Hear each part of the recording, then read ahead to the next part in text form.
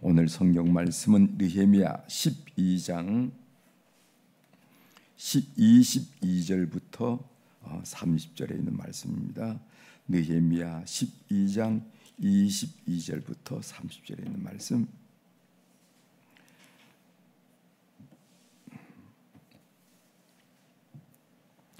이제 찾으셨으면 제가 봉독해 드리겠습니다.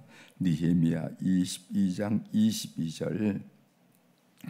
엘리야십과 요야다나와 요하난과 아뚜아 때의 의 사람의 족장이 모두 책에 기록되었고, 바사왕 다리오 때의 제상도 책에 기록되었고, 의 자손의 족장들은 엘리야십의 아들 요하난 때까지 역대 지략에 기록되었으며, 의 족속의 지도자들은 하사바와 세레바와 간미엘의 아들 예수아라. 그들은 그들의 형제의 맞은편에 있어 하나님의 사람 다윗의 명령대로 순서를 따라 주를 찬양하며 감사하고, 마따냐와 박부가와 오바다와 무슬람과 달몬과 악굽은 다 문지기로서 순서대로 문 안의 곡간을 파수하였나니, 이상의 모든 사람들은 요사닥의 손자 예수아의 아들 요아김과 총독 느헤미야와 제사장 겸 학사 에스라 때에 있었느니라. 예루살렘 성벽을 봉헌하게 되니 각처에서 우리 사람들을 찾아 예루살렘으로 데려다가 감사하며 노래하며 재금을 치며 비파와 수금을 타며 즐거이 봉헌식을 행하려 하매, 이에 노래하는 자들이 예루살렘 사방들과 느도바 사람의 마을에서 모여들고, 또 길갈과 게바와 아스마윗들에서 모여들었으니, 이 노래한 자들은 자기들을 위하여 예루살렘 사방의 마을들을 이뤘음이라. 제상들과 이 사람들이 몸을 정결하게 하고, 또 백성과 성문과 성벽을 정결하게 하니라. 아멘. 20절까지 함께 읽었습니다.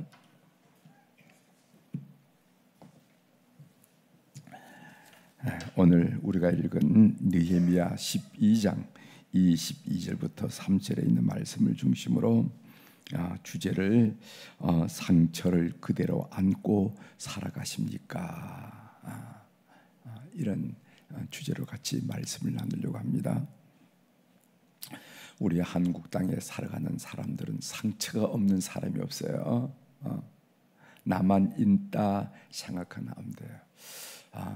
우리가 일제 36년간도 쉽지 않은 것이었고, 그 다음에 한국 동란 한국 전쟁으로 인해서 형제들을 가만히 보면은 배다른 형제, 씨다른 형제가 한 가족을 이루고 살아가고 있기 때문에 이 고통이 아픔이 적지 않습니다.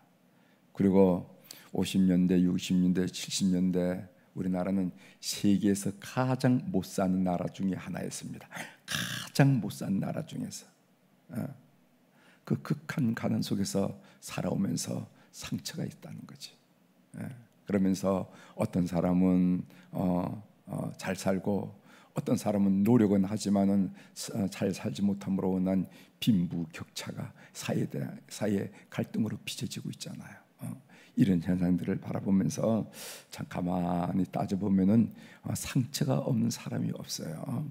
그러나 그 상처를 다 해소하고 건강하게 인생을 살아가는 사람이 있는 반면에, 그 상처를 응어리처럼 가슴에 안고 살아가는 사람이 있다 하는 것입니다. 그래서 오늘 주제를 상처를 그대로 안고 살아가십니까? 하는 그런 질문의 주제를 가지고 같이 묵상을 하도록 하겠습니다.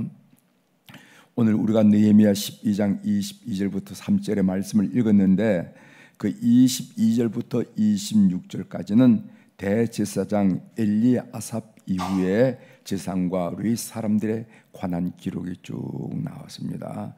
엘리아삽 때 사실은 그 이스라엘은요, 포로 후기는 그 연대를 어떻게 정했느냐면은 뭐 왕이 없으니까 왕이면 뭐 요시야 왕 몇 년 차, 요시야 왕 뭐 10년 차 이렇게 얘기할 수 있지만은 왕이 없잖아요. 그죠? 포로니까, 식민지니까. 그렇기 때문에 대제사장을 기준으로 했습니다. 그래서 엘리야삽 몇 년 달 대제사장은 평생 대제사장이었으니까 그렇게 그 연대를 대제사장이 정했는데 그 엘야삽 이후로 제사장들과 레위 사람들의 명단이 나오고 있고요. 그 다음에 27절부터 30절까지는 예루살렘 성벽 봉헌에 관한 내용입니다. 성벽을 느헤미야가 완공을 했잖아요. 그 완공된 성벽을 하나님께 봉헌하는 것, 이 성벽은 하나님의 것입니다 라고 고백하는 이 봉헌식에 관한 내용입니다. 그런데 우리가 이 본문을 읽다 보면은 어떤 질문이 떠오른가 하면은 그 질문, 예루살렘 성벽 봉헌이 왜 이렇게 늦춰졌을까? 늦어졌을까? 예루살렘 성벽 봉헌이 왜 이렇게 늦춰졌을까? 우리가 성전 건축을 하면은 성전 건축을 하고 입당 예배를 드리고 입당해서 예배를 드리면서 봉헌식을 올리지 못한 경우가 있습니다. 그때는 주로 어떻게 하면은 소위 빚을 다 갚지 못했을 때는 이렇게 연기가 돼서 5년 후에 봉헌식을 하는 수도 있고 3년 후에 봉헌식도 하는 수도 있어요. 그래서 어떤 교회는 입당 예배는 드렸지만은 봉헌식을 못 가졌어요. 왜 봉헌식을 못 가졌냐 하면은 우리가 아직 빚이 있어서 하나님께 봉헌하기는 좀 아직 이르다, 이런 얘기를 여러분들도 들어보셨으리라 생각합니다. 예루살렘 성벽 봉헌이 느헤미야 6장 15절에 의하면은 52일 만에 완공되었어요. 그 넓은 그런 길은 성벽이 52일 만에 완공되었습니다. 느헤미야 6장 15절의 말씀을 읽어드리면은 성벽 역사가 52일 만인 엘룰월 25일에 끝남에 이렇게 됐어요. 끝났습니다. 그런데 이 성벽 봉헌식은 느헤미야 12장에 하게 되는 것을 우리가 알게 됩니다. 12장, 그러니까 느헤미야 6장에 이미 끝났던 이 일을 느헤미야 12장까지 성벽 봉헌식을 갖지 못했다, 늦춰졌다, 이 말이죠. 그 이유가 무엇일까? 그 이유가 뭐냐면은 그것은 성벽을 봉헌할 사람을 준비시킨다는, 사람을 준비하기 위해서라는 거예요. 보시면은요, 수문학 광장에서 율법책을 읽고 통해 자복하면서 말씀 붕해를 느헤미야 8장에서 갔잖아요. 사람 준비시키는 일입니다. 그 다음에 하나님 앞에서 새롭게 살겠다고 언약의 임봉을 하잖아요. 느헤미야 10장의 이야기입니다. 다시 한번 결심하고 다짐합니다. 하나님 말씀대로 살겠노라고 이렇게 임봉한 내용이 느헤미야 10장에 나옵니다. 그리고 또 예루살렘 성 안에 거주할 사람들을 이주시키잖아요. 느헤미야 11장에 나옵니다. 그리고 봉헌식을 집례할 제사장들과 레위인들을 정결하게 합니다. 그 말씀이 오늘 우리가 읽은 말씀이에요. 느헤미야 12장 30절을 다시 한번 읽어드리겠습니다. 제사장들과 레위 사람들이 몸을 정결하게 하고 또 백성과 성문과 성벽을 정결하게 하니라. 여기 정결이라는 단어가 눈에 들어오죠. 이 정결이라는 단어가 그 뜻이 뭐냐면은 타헤르라 하는 그 히브리어 단어인데, 이 단어는 어떤 의미가 있냐면은 제의적인 범주에서의 정결만이 아니라 도덕적인 범주에서의 정결을 의미한다는 것을 일단 말씀드리고, 제대로 된 봉헌식이라는 것은 건물을 완공했다고 봉헌식이 되는 것이 아니라 사람이 봉헌되어야만 진짜 제대로 된 봉헌이죠. 그렇죠? 예배당 건물은 그럴듯하게 세워놨는데 사람들이 준비가 안 돼서 거기에 다툼이 있다거나 거기에 분란이 있다거나 서로 얼굴을 마주 보지 않는다면 그게 무슨 봉헌식이겠어요? 그렇죠?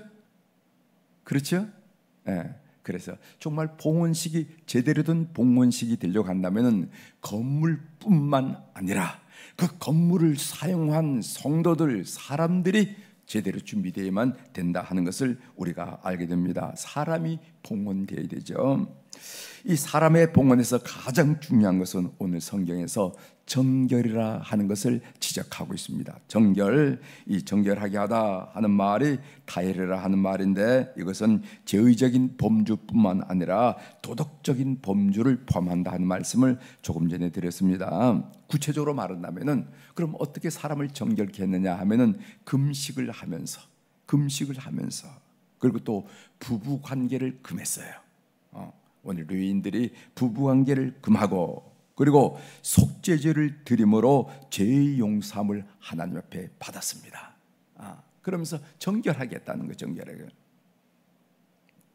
이렇게 성전 봉헌을 위해서 사람을 준비시키느라고 성전 봉헌의 시간이 늦춰졌다 하는 것을 알게 됩니다. 제가 그 사람을 준비시킨다, 정결하게 했다 하는 말씀을 묵상하면서 사람을 정결하기 위해서 삶의 상처가 치유된다 하는 생각도 좀 하게 되었습니다. 물론 그 사람이 금식하고 오늘 성경에 나오는 것처럼 부부관계를 금하고 속죄제를 들음으로 죄의 용서함을 받는다 하더라도 우리 안에 있는 그 삶의 상처들, 그 상처들을 제대로 정리하지 않으면 그 사람이 정결한 사람이라 할 수가 있겠는가? 그 상처를 치유받지 않으면, 상처를 아물게 하지 않으면 그 사람을 정결한 사람이라 할 수 있겠는가 하는 그런 생각을 하게 됐습니다. 성벽 봉헌식을 하는데 삶의 상처가 아물지 않아 서로 분노하고 서로 증오한다면 그게 무슨 제대로 된 봉헌이 되겠느냐 하는 말씀이죠. 생명의 삶에 이런 이야기가 나왔습니다.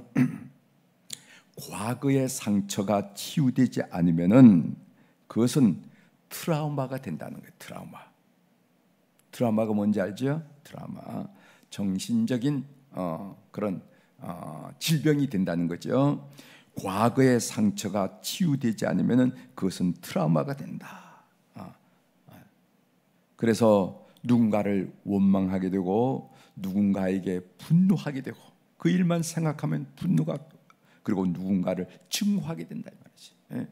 그 일만 생각이 나기만 하면은 이게 정리가 돼야 되는데 정리가 되지 않아서 트라우마로 남아서 그 일만 생각하면은, 그 사건만 생각하면은, 그 사람만 생각하면은 분노가 일어나고 증오가 생기고, 그래서 자기 삶의 영적으로 침해를 당하는 그런 경우가 있다는 겁니다. 그러나 그 상처를 믿음으로, 그러니까 하나님과의 관계 속에서 재해석하게 되면은 그 트라우마가 스티그마, 이 스티그마는 히라보로 흔적이라 하는 말이죠.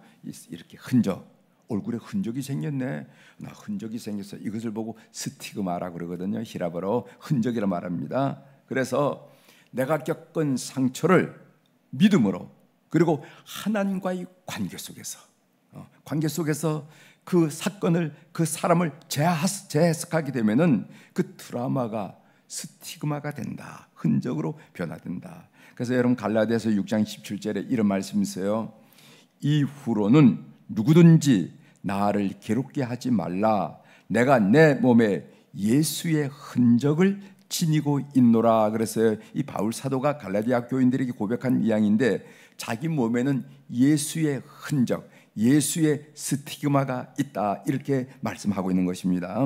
바울 사도는 자기 삶의 트라우마로 남을 만한 형제들로부터 받은 상처들, 다른 사람이 아니에요. 형제들, 유대인 형제들로부터 그리고 갈라디아 지방에 있는 성도들로부터 상처를 많이 받았어.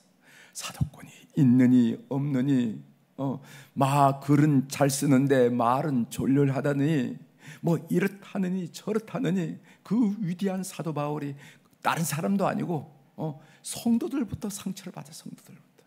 근데 그 성도들로 상처를 받은 것을 사도 바울이 계속 가슴에 간직하고 있었다면 얼마나 그 사역에 지장을 받겠습니까? 얼굴이 펴지지 않았겠죠.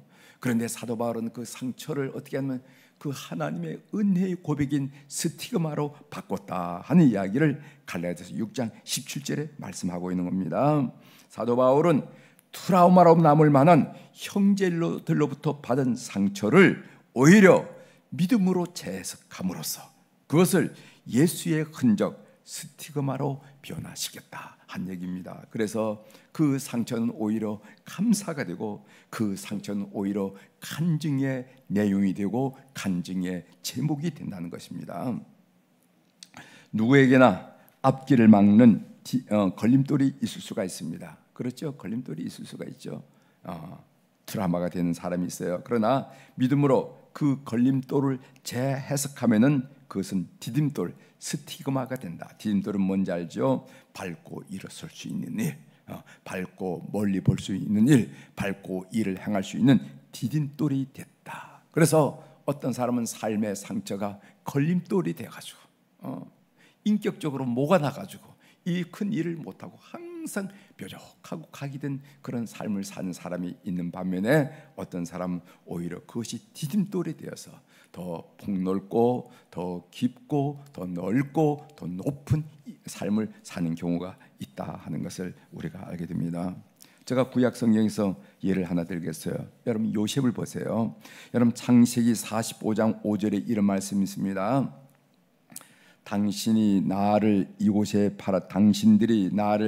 팔았다고 해서 여러분 이 말이 무슨 말인지 알죠? 요셉이 그 형제들을 그 애굽에 팔았잖아요, 그죠? 애굽에 팔아서 그 요셉은 큰 만난을 겪고 결국 나중에 총리가 되지 않습니까? 서론의 총리가 되잖아요. 그때 이야기, 형제들이 나를 이곳에 팔았다고 해서 근심하지 마소서, 한탄하지 마소서. 하나님이, 여기 중요한 겁니다.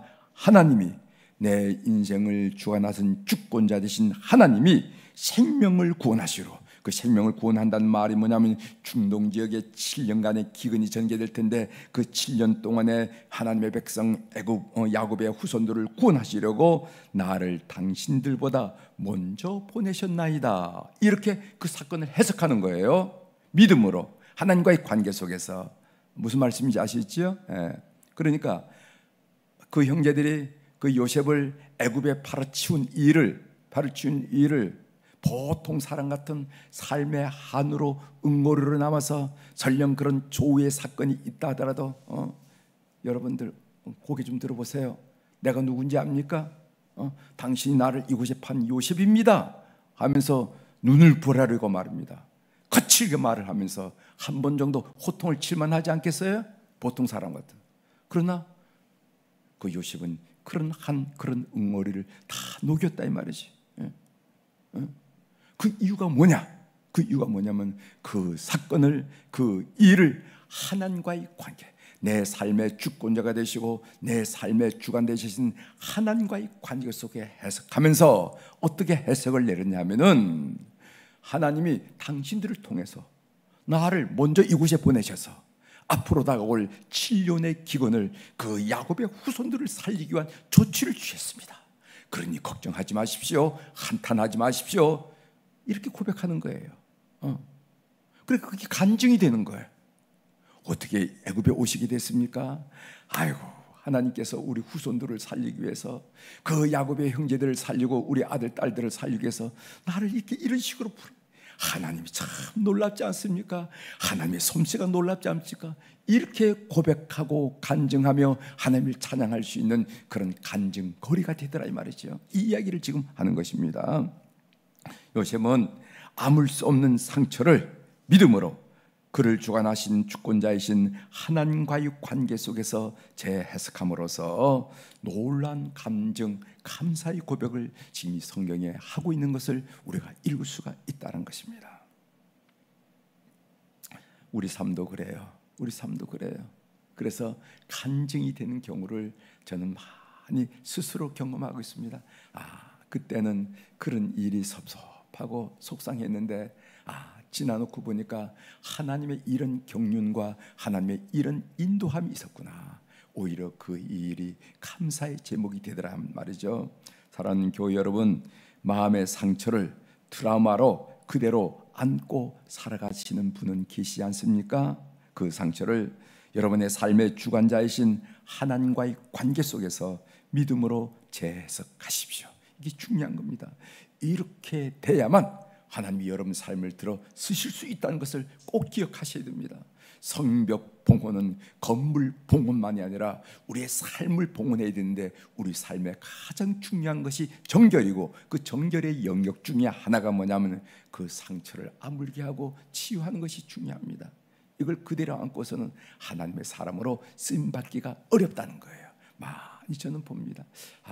저 사람 저 상처를 극복해야 되는데, 저 상처를 하면서 그냥 잘 하다가도 어떤 일만 되면 그게 불련들이 나타나가지고 관계를 깨뜨리고 함께 도모하는 일을 파괴하고, 그럼 어떻게 하나님이 쓰겠냐 말이죠.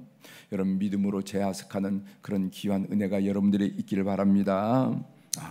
나에게 복 주시려고, 내 인생의 방향을 수정하기 위해서, 내 믿음을 성장시키기 위해서, 나를 하나님의 사람으로 훈련시키기 위해서, 나를 하나님의 사람으로 세우시기 위해서 이런 일이 있었구나 하고 해석이 되기 시작하면은 그 일은 더 이상 원망과 분노와 증오의 내용이 아니라 오히려 하나님께 감사하는 내용이 된다 하는 것을 여러분들이 믿으시길 바랍니다. 그래서 그 상처가 은혜의 스티커가 되어서 감사의 제목이 되고 간증의 내용이 되는 우리 교우들이 다 되기를 주의 이름으로 축복합니다.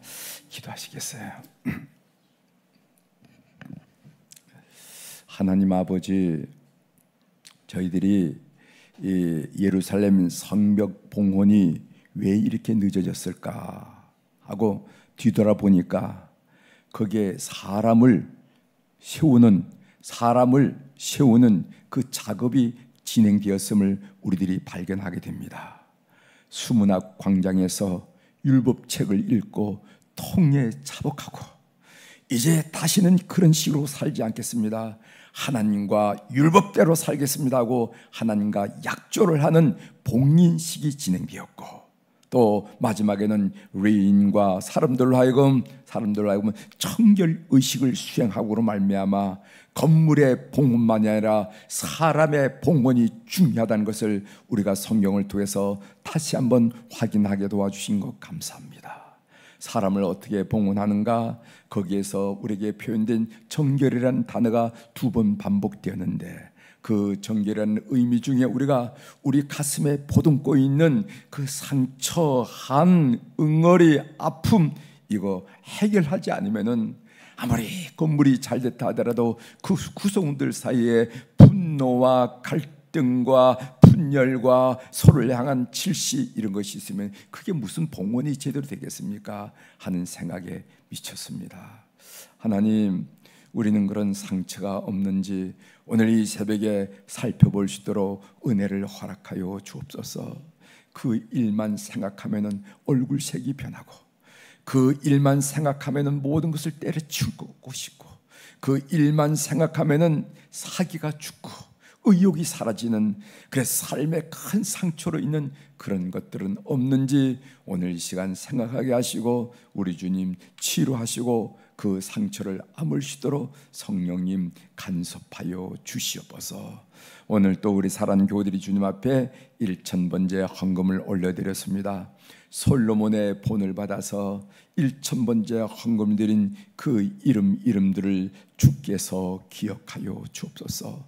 솔로몬이 어린 나이에 등극되어서 앞뒤 좌우를 분별하거나 분변하지 못할 때 그는 하나님께 매어달리면서 하나님 지혜 달라고, 하나님 도와달라고 기본 산당에서 1000번제를 드리는 귀한 예배를 드리는 것을 우리가 경험하면서 하나님께서 그 일을 귀히 여겨서 전무후무한 지혜와 축복을 허락했다는 것을 우리가 성경을 통해서 확인합니다. 하나님, 그런 은혜를 헌금자들에게 허락하여 주시옵소서. 그런 축복을 헌금자들에게 허락하여 주시옵소서. 그래 삶을 살면서 솔로몬이 경험했던 그 은혜를 2000년, 3000년이 넘는 이곳에서 이 시간 우리가 경험하도록 역사하여 주시옵소서.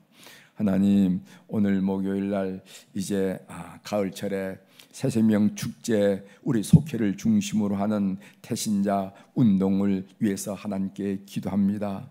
하나님, 우리가 구원이 그렇게 중요하다고 고백하고 천국과 지옥을 그렇게 중요하다고 고백하며 그 설교를 할 때마다 아멘으로 고백했지만은 실제로 우리의 기도 내용 가운데 우리 가족들, 우리 친지들, 아는 사람들 그 불신자의 이름이 들어간 적이 없음을 하나님 앞에 최선스럽게 고백드리면서, 하나님, 이번 가을에 하나님 이 이름을 주님 앞에 기도드리면서 불신자의 영혼에 대한 영적인 부담감을 함께 느끼기를 소원합니다. 하나님, 우리 교회 속에 이런 거룩한 역사가 일어나도록 은총을 베풀어 주옵소서. 오늘 또 하늘의 주권과 땅의 주권을 가진 우리 주님의 권세 있는 이름으로 이 새벽에 선포합니다. 내 영혼이 잘된 같이 범사가 잘되고 강건한 축복을 우리 모든 교우들이, 기도자들이 누리게 도와 주시옵소서. 넉넉히 그렇게 하실 우리 주님을 이 시간 찬양드리며 예수님의 이름으로 기도 올려옵나이다. 아멘. 하늘에 계신 우리 아버지여, 이름이 거룩히 여김을 받으시오며 나라가 임하시오며 뜻이 하늘에서 이루어진 것 같이 땅에서도 이루어지이다. 오늘 우리에게 일용할 양식을 주시옵고 우리가 우리에게 죄진 자를 사하여 준 것 같이 우리 죄를 사하여 주시옵고 우리를 시험에 들게 하지 마시옵고 다만 악에서 구하시옵소서. 나라와 권세와 영광이 아버지께 영원히 있사옵나이다. 아멘.